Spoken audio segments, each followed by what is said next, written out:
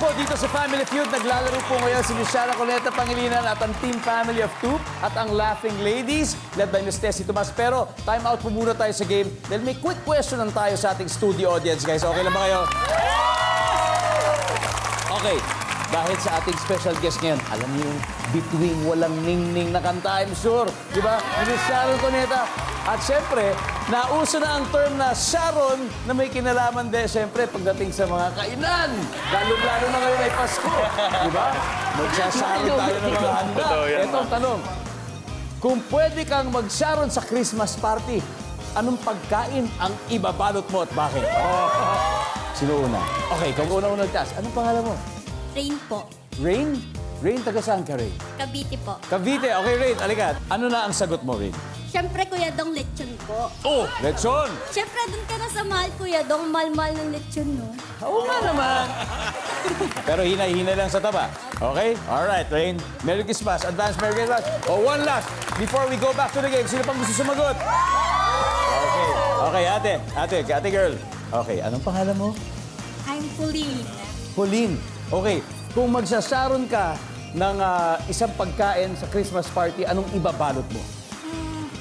Nata de coco, leche flan, ube halaya, gelatin! Wow! Ang dami! Puro dessert!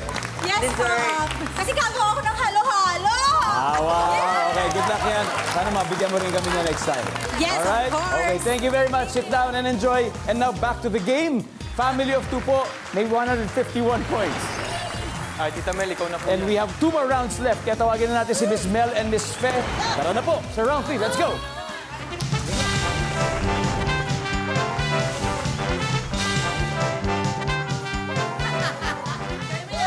Double points round na po High ito. blood pressure.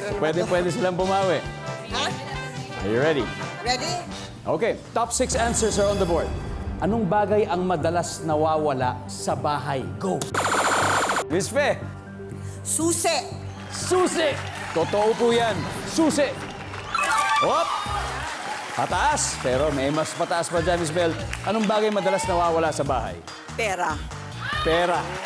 Alright, susi. Nandiyan kaya ang pera. We'll see. Survey says, meron. Pero mas mataas po kayo. Pass or play? Oh, syempre play. Alright, let's go. Ito na. Babawi, Miss Beverly. Anong bagay madalas mawala sa bahay? Pagkain. Pagkain. Ano yung mga delatang nawawala? Oo. Survey says, wala. Miss Tessie, bagay na madalas mawala sa bahay. You've got 3 seconds. Eyeglasses. Eyeglasses. Saan ko nilagay ang aking salamin? Survey says, wala. Lalo hindi makikita. Huddle na po. Miss Bitch? Hindi ko alam! Sige po. Sayang. Direk, bagay na madalas mawala sa bahay. Sinampay. Sinungkit ng kapitbahay. Sinungkit.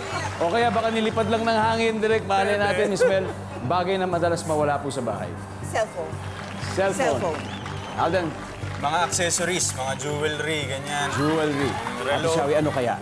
Bagay na madalas mawala sa bahay. Pwede mo silang sundin or you may have your own answer.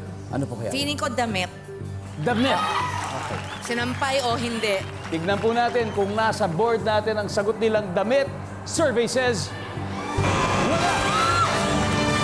Nasa inyo na po ba yung puntos? Okay, tignan po natin number 5. Remote control. Ay, Di ba oh. madalas mawala? Asan na yung remote ng TV? Asan na yung remote? Number 4. Charger. Nasaan na yung charger ng number 3? Cellphone. Oh, cellphone. At number 1, everybody, suklay. After 3 rounds, leading pa rin po ang Family of Two with 151 points. Pero meron ng 46 points ang Laughing Ladies. Okay, may 48 points. Thanks, guys! Wow, thank you.